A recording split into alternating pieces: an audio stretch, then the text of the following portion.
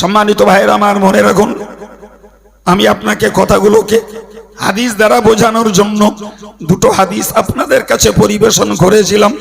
হাদিসটাকে বোঝাবো একটু পরে, তার আগে আর একটা হাদিস বলি। কখনো শুনে থাকবেন, স্মরণ করুন, মনে রেখে দিন।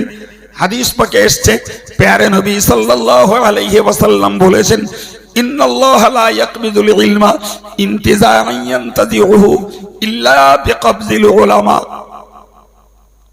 আল্লাহ পাকের নবী বলেছেন, আল্লাহ পাক জ্ঞানটাকে সংকোচন করে নেবেন না, জ্ঞানকে তুলে নেবেন না।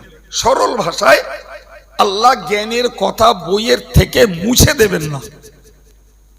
জ্ঞানের কথা বইতে থাকবে, কোরআনের আয়াত কোরআনে থাকবে, হাদিসের বায়ান হাদিসে থাকবে, ফিকহ ইসলামের ইতিহাস যাই থাকবে বইতে। আল্লাহ জ্ঞানকে কিতাব থেকে তুলে নেবেন না, কিন্তু ইল্লা বিকবদিল উলামা, বরং আল্লাহ প্রকৃত আল্লাহ ভীরু, প্রকৃত আমল ওয়ালা আলেমদেরকে উঠিয়ে নিয়ে জ্ঞানের ঘাটতি করে দেবেন। কথাটা কি স্বাভাবিক?